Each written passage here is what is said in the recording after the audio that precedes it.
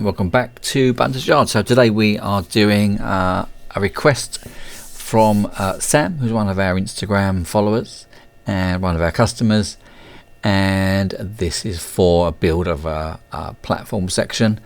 This is a modern era type section with the tactile strip, and this one is the concrete base. There's also an option for brick base as well. That's the one that Sam has chosen, so we're going to do that build today and just give you some of the colours that we use.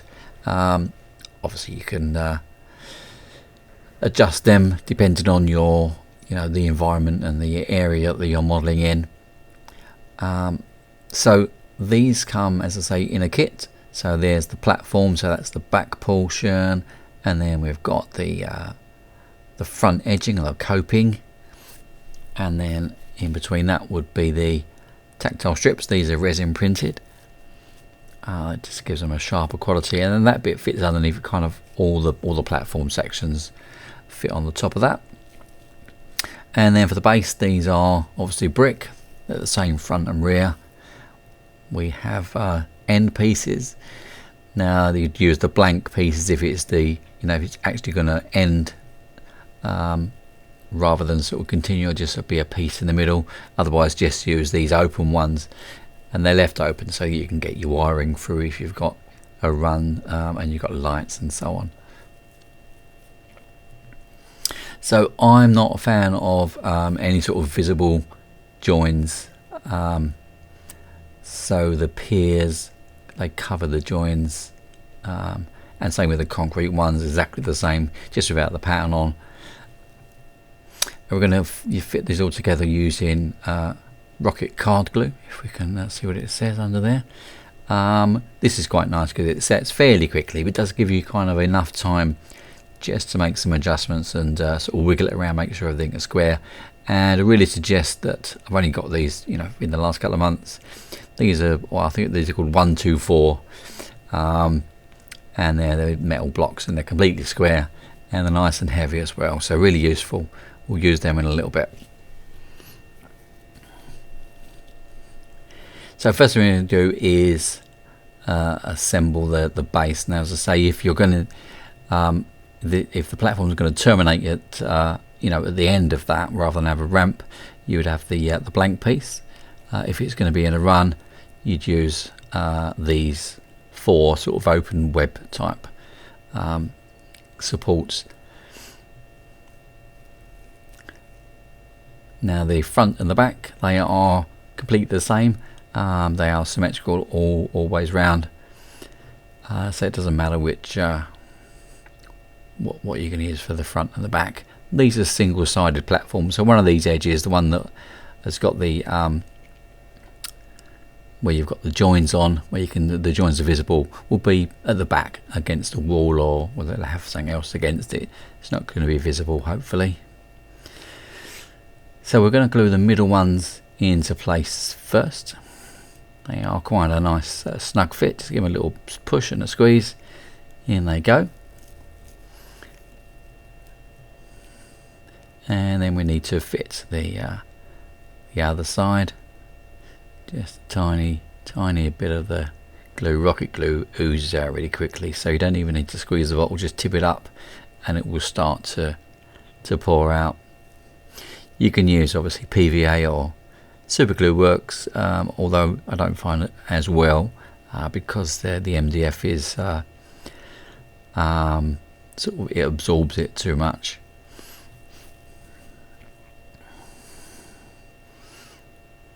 And then we'll fit the ends. Now try and get the ends, especially as it joins onto the one to its neighbour, that the pattern is the same. Then you get the best sort of opening, so you can get your cabling through. They're not symmetrical, so you just need to make sure you get the pattern the same way up all the way along. It's just nicer, and it's kind of good practice to get into.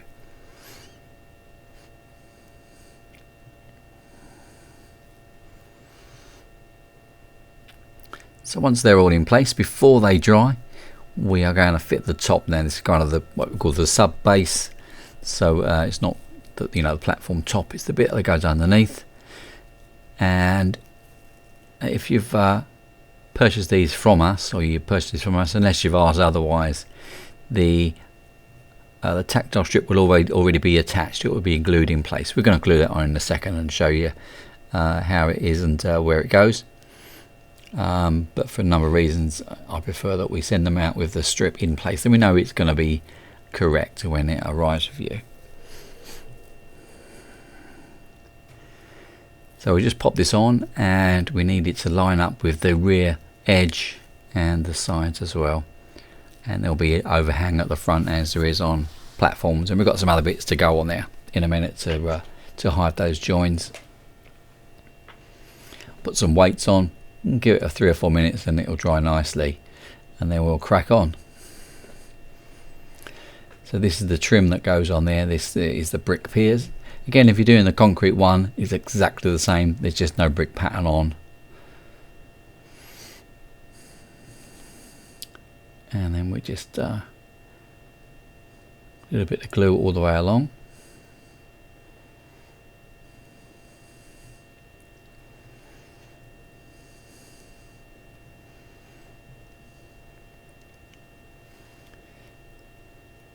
And just pop that into place, making sure it lines up nicely at the ends, so all the ends are flush. So when you come to join it to your next section, it should butt together pretty nicely.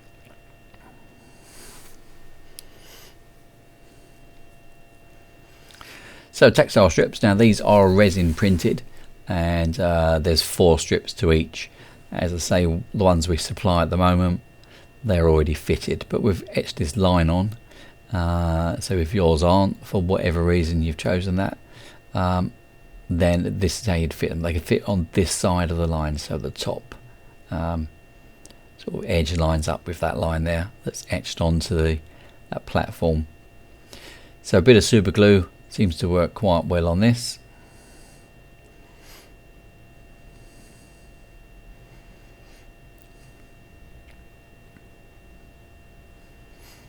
And just line it up nicely with the edge and along that line.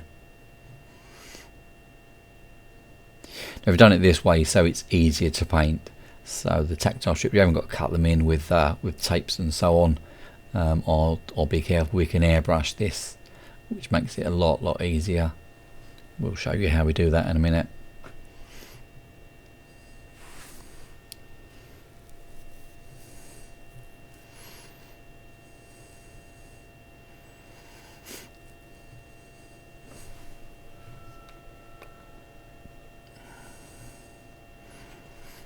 So once they're all in place, we need to give it a prime, and we've used just a grey primer, just a car primer from Amazon. I'll put the link down below for the primer that we use. MDF is quite an absorbent material, even with just a single coat of primer on, so just beware.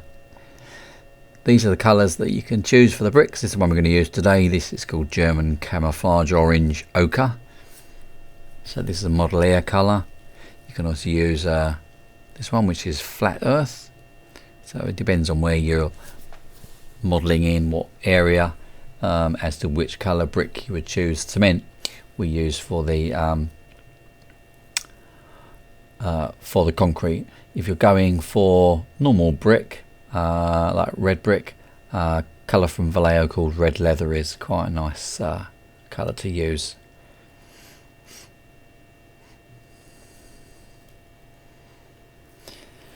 So the tactile paving also come in different colours, so again you don't need to use this particular colour scheme. The most common one is this, which is like a buff colour. So we used in the camouflage orange ochre. The link for these colours are in the description if you want to use the exact colours that I'm using. But you know, so whatever you've got to hand would, well, if it fits, it fits. So just spray this from both sides, because the with the piers sort of jutting out, you get a little that mask effect, and then you'll get little misses here and there. So give it a few passes. With MDF, as they being a bit porous and a bit absorbent, don't get it too wet. because if you do, it will start to sort of blow a little bit.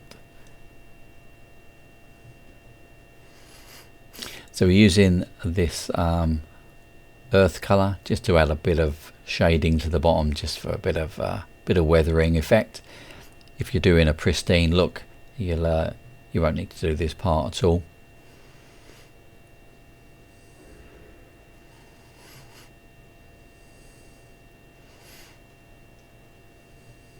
Again, do it from sort of both sides to make sure you get the bits that are sort of are masked off by the pier sticking out. And if you're doing this as a weathering, then you want to be a bit sort of random, so don't do everything the same, and you'll get splashes in one particular place.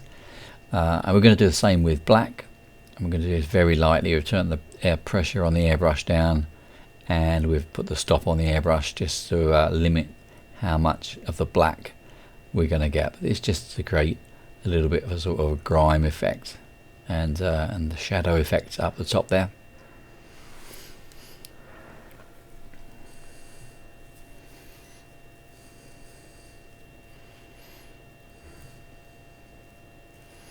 And just again, be fairly random, don't do the same on every pier, because that's not the way weathering works.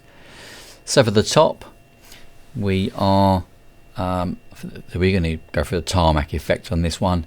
Now, tarmac isn't generally black unless it's, you know, ultra brand new, and platforms aren't. So this is one of our dark. This is called black grey. And again, I'll put the link in the description. There it is, black grey.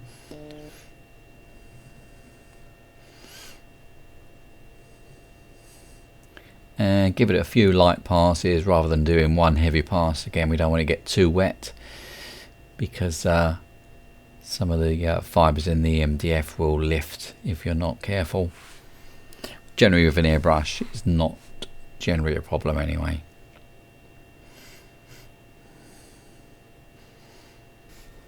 So next we're going to use the cement grey for the sort of edge stones, and these are not necessarily always in grey. Sometimes they're in a buff colour, sometimes they're black to match the tarmac. So I'll leave that to your discretion. And while we've got some of the cement grey left in there, we'll darken it up a little bit, and then we'll just add some patches onto the top of the tarmac just for a bit of variation. So we're mixing up a very thin sort of wash with the orange ochre. We've used just normal airbrush thinners, and it's almost see-through. But it's just to add a slight different variation to the edge of the stones. You don't have to use this colour. You could use grey or a shade of brown. Depends on the look you're after. Just make it very thin. You're not trying to change the colour, we're just trying to add a kind of filter to it, really.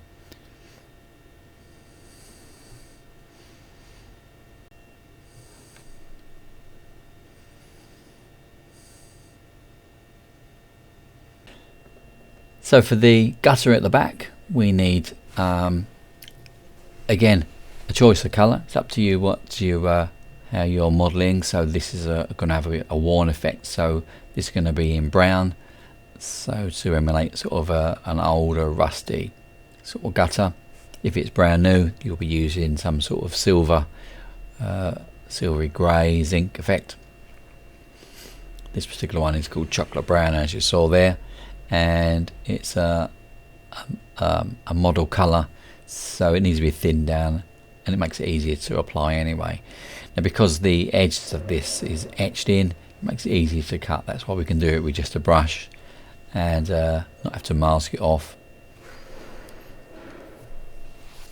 Now, similar on the very edge, sort of edging stones, coping stones, we're going to cut them in white and on the edge as well. Now, because the edge is quite porous, because of the way these are made, you will get sort of paint sort of soaking in and then leaving a sort of uneven, random finish on the end, but that looks quite natural because they're never that consistent unless they're brand new.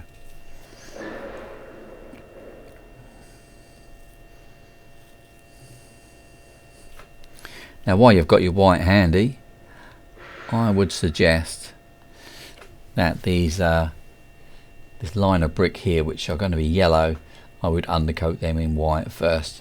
Yellow is such a tricky colour to paint, especially onto a dark colour like grey. So if you lay down just a thin coat of white first, just again, it cuts in really easily because the stones are etched in.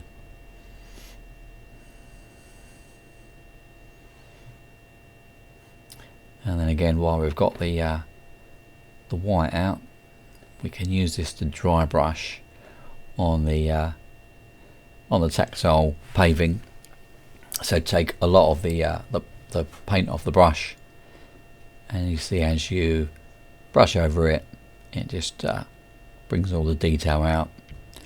Again, if you're doing a different colour, if you're doing your tactile stones in grey, you might want to use a slightly different shade of grey as the dry brush. So once that line of white is dry, it doesn't take really long to dry, we can then add in the yellow. So this is flat yellow, again a model colour, so we just need to thin this down. It makes it easier to brush on anyway.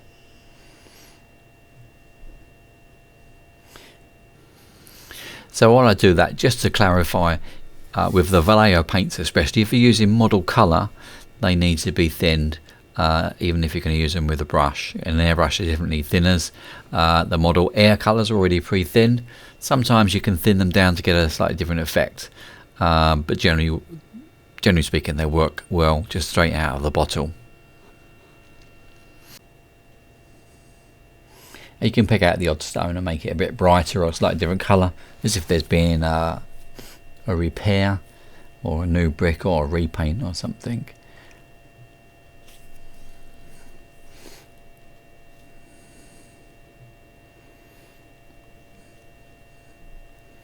Just for reference, the brush I'm using here is a Army Painter. I think it's a 000. Anyway, back to our dry brushing. So there we are with silver, or this is I think it's metallic steel, and we're just going to gently dry brush just over the guttering at the back.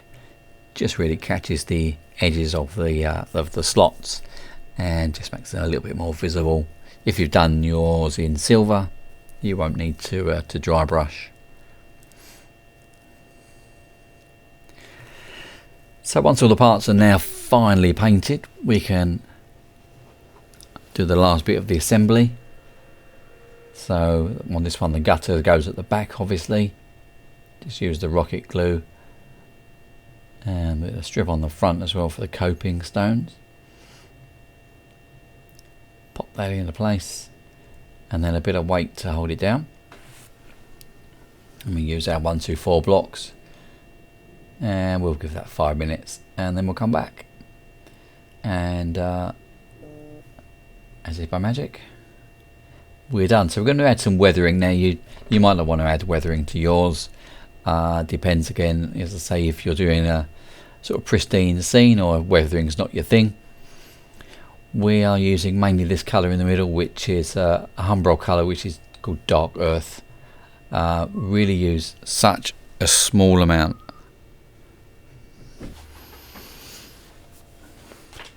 Now I would suggest that if you're going to use powders on your platforms, I would get them all in situ first, and because the weathering will then sort of run consistently from one to another, rather than sort of finishing halfway, if you know what I mean. So that's what I would suggest, but just use a tiny amount at a time. You can see there's hardly anything on the brush. Once it's on, I've said this many times before, it's so difficult to get off, especially on this surface. It's going to be virtually impossible. So just a real small amount. And you can choose some different colours if you want. So you've got different shades of grey, you know, I've got smoke and which is a grey colour, or you can use white as well. Just I just can't stress enough how small an amount you need to use.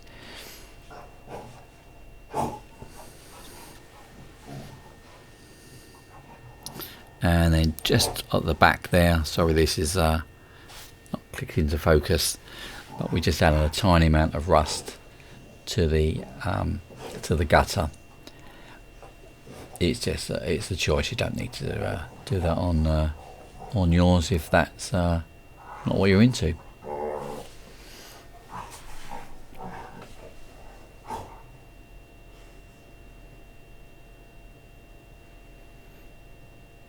And again, back to the dark earth, we'll add some extra texture on the front.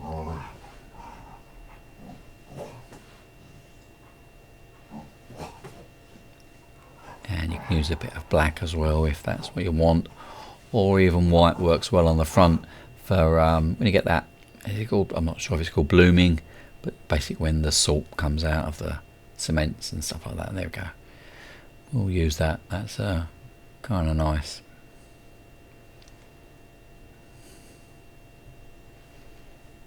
Now, depending on the setup of your layout, you can leave it like this if it's not going to get touched much. Otherwise, if you want to protect it, then use a matte varnish and seal all over, so it holds all the powders and the weathering in place. But otherwise, just leave it, and this is it when it's finished. So, as I said, these kits are available on eBay and on the website. The links are down there in the description. I'd just like to thank everybody for joining us today at Bunters Yard. It's been a bit quiet recently, but hopefully we're back, and we'll be updating our content on a regular basis as we like to do. If you've not already subscribed, then please do subscribe. Click the little bell icon so you know every time we get a new video, and we'll see you next time at Bunters Yard.